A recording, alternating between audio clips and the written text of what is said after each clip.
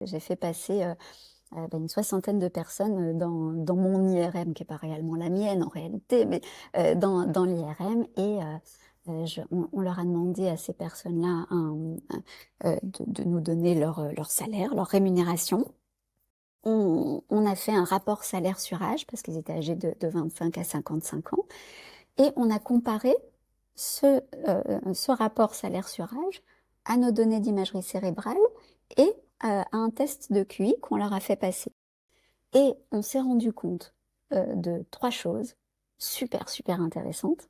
La première, c'est que il n'y avait pas de différence significative, aucune différence entre les personnes les plus performantes sur le plan financier, sur le plan pécuniaire, et les personnes les moins performantes. Donc, aucune différence de QI, ok? Donc, ça veut dire qu'au niveau du raisonnement, pas de différence, c'est pas ça qui fait la différence entre les plus et les moins performants. Ensuite, deuxième résultat super intéressant, c'est que les plus performants sur le plan pécuniaire ont montré une modularité cérébrale, une organisation cérébrale beaucoup plus modulaire que les autres, significativement plus modulaire. Qu'est-ce que ça veut dire? Ça veut dire que, pour le dire rapidement, il fonctionnait beaucoup plus, la modularité cérébrale, ça parle beaucoup plus d'un fonctionnement automatique et inconscient, plutôt que conscient, rationnel, réfléchi. Donc, c'était une IRM de repos, ça veut dire qu'on leur a pas fait faire quelque chose dans la machine, on leur a simplement demandé de rester au repos pendant 50 minutes, donc c'était que des gens sympas qui ont accepté de rester 50 minutes dans l'IRM.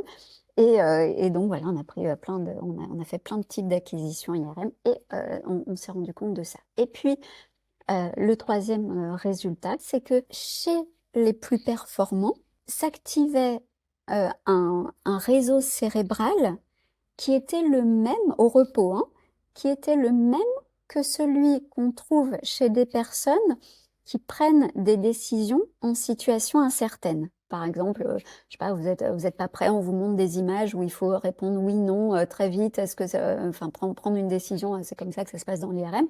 Donc, eh bien, il va s'activer un réseau cérébral qui s'active au repos, donc naturellement, spontanément, chez les performants. Vous et moi, on va dire non, mais attends, il faut que je réfléchisse, il faut que je passe par le raisonnement, attends, il faut que je prenne du recul par rapport à la situation avant de prendre une décision, etc.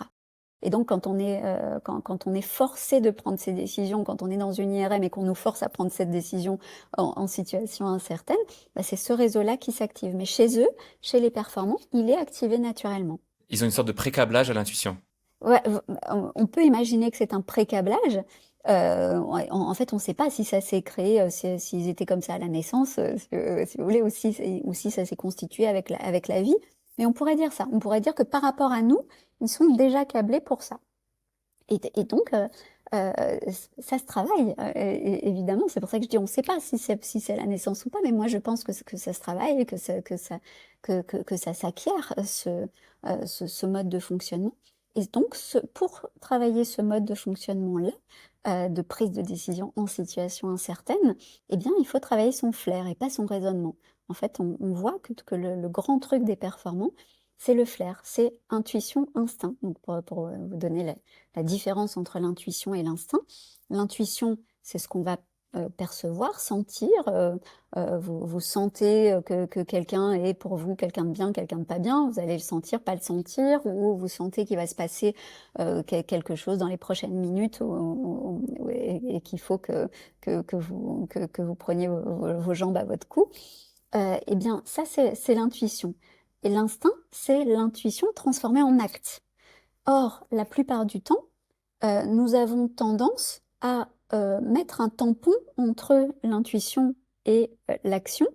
Et ce tampon, c'est le raisonnement. Nous avons tendance à discuter avec notre intuition, à dire ah mais non, donc ça fait partie des 40 commandements, ne discute jamais avec ton intuition. Agissez tout de suite quand vous sentez quelque chose, prenez votre décision très très vite et ne commencez pas à tergiverser parce que vous êtes beaucoup plus efficace, même si parfois vous vous planterez, parfois vous n'aurez pas donné le bénéfice du doute à quelqu'un et vous vous planterez. Mais statistiquement, vous avez beaucoup plus de chances de réussir et d'être efficace et d'être performant quand vous écoutez votre intuition et que vous agissez directement avec sans passer par le raisonnement, plutôt que quand vous ne le faites pas.